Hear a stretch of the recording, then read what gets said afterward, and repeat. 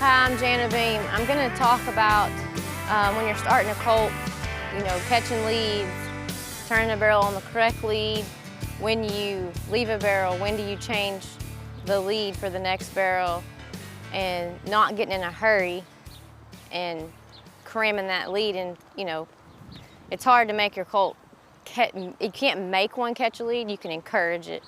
So I'm going to talk about that, and I'll show you how I do it.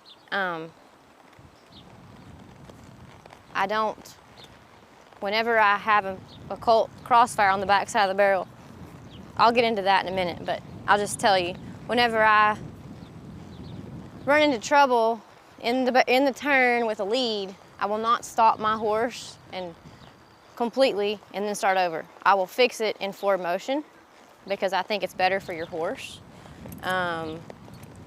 And then when I turn the barrel, I give them a second and then pick that lead up. Do I want them to pick that lead up right as I leave the barrel?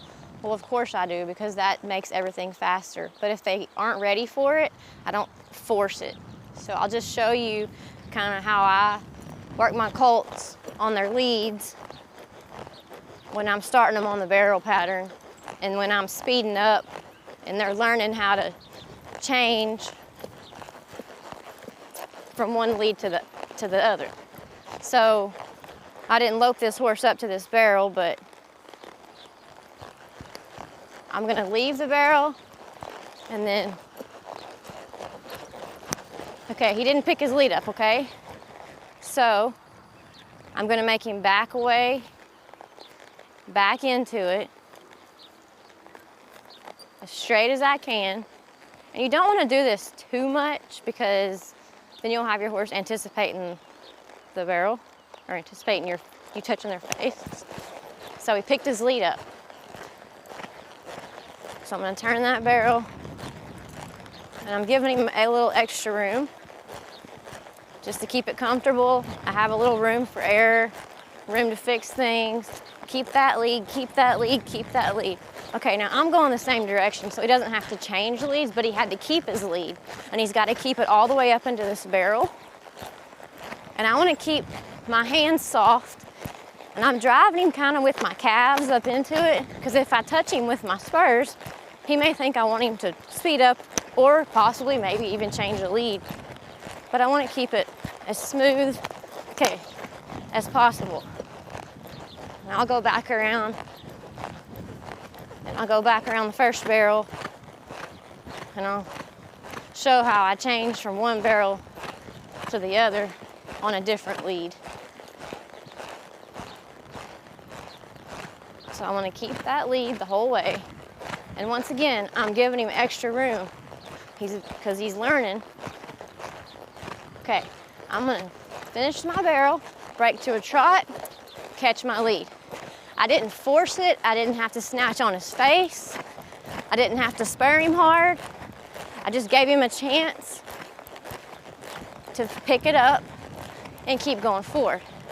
When I'm working my horses slow and I'm working on leads and all this, I don't rush them, and I do not make my turns tight. I can't teach a horse anything in a tight turn when they're learning all this. So he didn't do anything wrong, just then he did everything correct. But now, if I'm working a colt, okay, I'm gonna slow this colt down to turn. That's how I'll break my speed again. But I'm gonna drive him back into a lope. Okay. For example, if he crossfired right here, I would not stop him. If he changed leads, that's crossfiring. But he kept his lead. But if he did, I would just keep going around like this until he did it correct, and until I felt like he was good enough to leave that barrel. Until I feel like my horse is exactly where I want him, I'm not gonna leave this barrel. But I'm not gonna get in a hurry either. So he's nice and soft. Okay, good.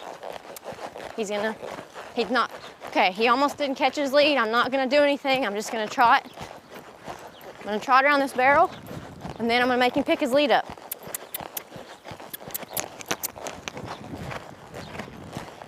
Because I cannot stop my horse every time they do something wrong going across the pen when they don't catch a lead.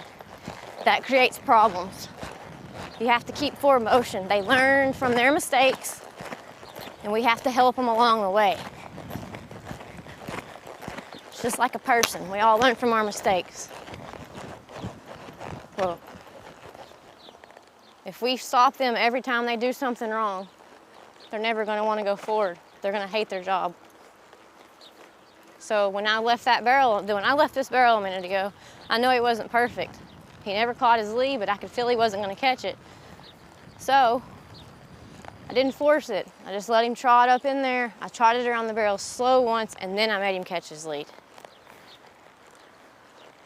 And that's part of training horses. You can't be perfect all the time.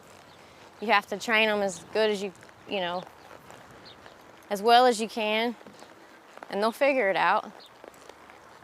But you have to help them along the way. And anytime you try to force a horse to do something, it's not going to work. Nobody wants to be made to do something they don't want to do.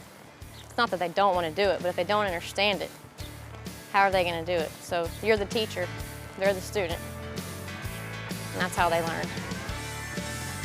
And I always slow things down once I finish working a colt too. Always walk back through the pattern and make it enjoyable for my horse.